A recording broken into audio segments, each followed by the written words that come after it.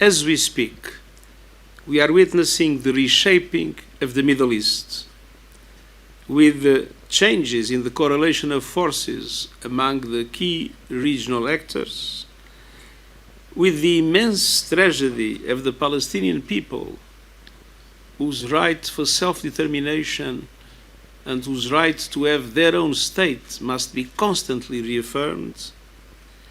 But we also see some signs of hope, and signs of hope namely coming from the end of the Syrian dictatorship. The UN is totally committed to supporting a smooth transition of power with an inclusive political process in which the rights of all minorities will be fully respected, and paving the way towards a united, sovereign Syria with its territorial integrity fully re-established. My special envoy, Geir Pedersen, is engaging all key actors to contribute to these objectives, and I fully trust the Syrian people to be able to choose their own destiny. Ladies and gentlemen, I am here in South Africa on a mission of solidarity and a mission for justice. And I'm here at a critical time as South Africa assumes the presidency of the G20. This continent's potential is without question. Africa is home to a young and growing population, rich cultural and natural diversity, and a tremendous entrepreneurial spirit. But this enormous potential continues to be held back by injustices that are deeply rooted in the history of colonialism. Injustice in today's global financial system, which loads countries with debt service costs while denying them access to sufficient low-cost financing to fight poverty, inequality and hunger, and advance the Sustainable Development Goals. Injustice in worsening climate chaos, which Africans did virtually nothing to cause, that fuels everywhere in Africa floods, storms, hunger, and deadly droughts.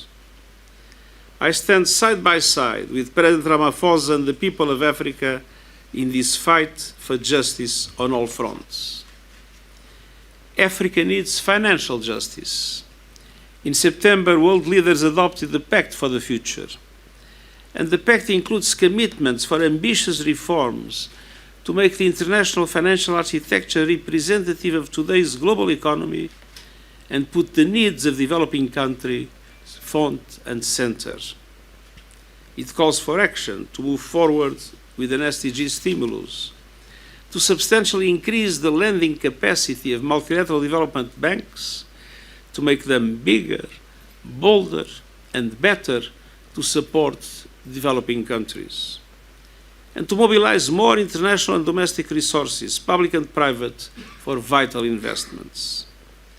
Last week, I appointed a group of leading experts to galvanize international support for action on debt, and I'm delighted that Trevor Manuel will be part of this important work. Second, Africa needs climate justice. The continent stands on the front lines of the climate crisis. Despite causing minimal emissions, climate change is pummeling your people and pounding your economies. Africa is warming faster than the global average. We must limit global temperature rise to 1.5 degrees Celsius to stop this crisis from spiraling even further out of control. By next year, countries must deliver new economy-wide national climate action plans, the so-called NDCs, aligned with 1.5 degrees. And as the biggest emitters, the G20 must lead the way. These new plans must cover all emissions and the whole economy, accelerate fossil fuel phase-out, and contribute to the energy transition goals agreed at COP28. And developed countries must also support emerging economies with technological capacities and know-how to drastically reduce fossil fuel consumption and accelerate the renewables revolution swiftly and fairly. And this means creating innovative models of international cooperation such as the Just Energy Transition Partnership that South Africa has been the first pioneer, and that has been afterwards copied in several countries in other parts of the world, namely in Asia. And this also means developed countries fulfilling their finance commitments by keeping their promise to double adaptation finance and meaningfully contributing to the loss and damage fund. There is a story that not many people know. When the loss and damage fund was created, there were a few pledges.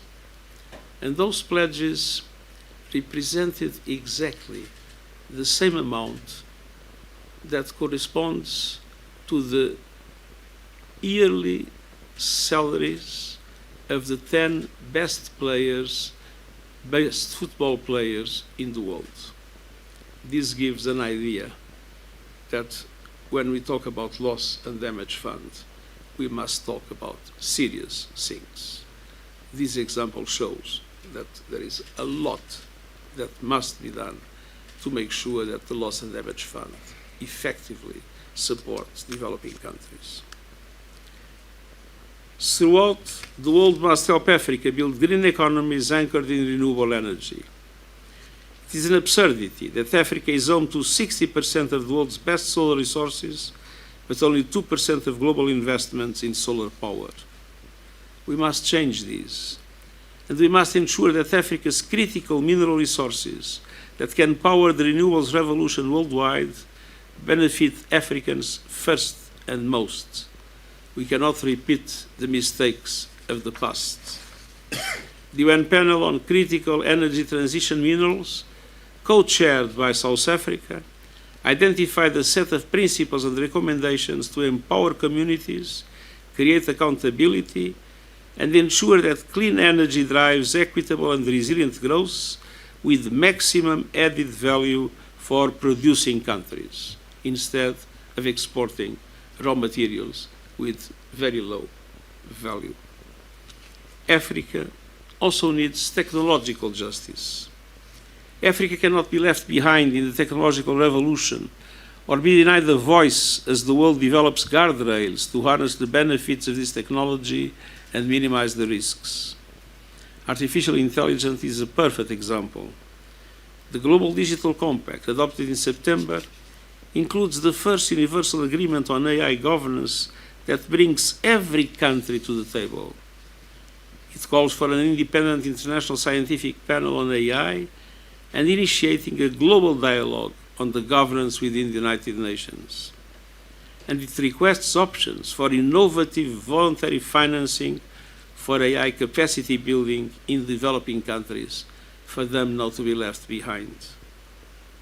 And fundamentally, Africa also needs the justice that only peace can bring. The United Nations will keep working to prevent and diffuse the conflicts that plague the continent in close cooperation with African regional organizations. This includes the nightmare in Sudan. We need all parties silencing the guns and committing to a path towards sustainable peace and accountability for the Sudanese people. We also strengthen our collaboration to advance human rights and counter terrorism, as well as violent extremism.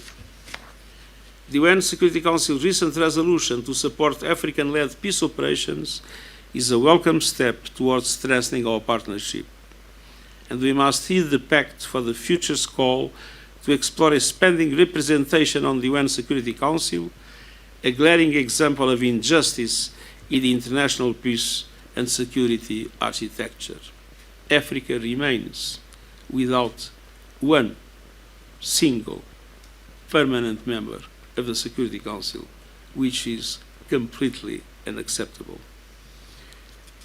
Ladies and gentlemen, as this year draws to a close, I have a simple message. 2025 must be a year of justice for Africa. And I look forward to working with the G20 presidency of South Africa to help deliver justice for the people of this great continent. And at the same time, we will be fully supportive all South Africa initiatives in its role for mediation, in its role for justice, not only in Africa, but in so many other parts of the world. Do you want to watch more videos like this one? If yes, subscribe to our channel and press the bell icon next to it. We have decided to bring videos on something nobody talks about: African politics, economy, and increasing power. Thanks for watching, and until the next video, stay tuned. Tell us what you think in the comment section. Like and share the video, and subscribe so that you don't miss any of our African videos. It's the best way to support us.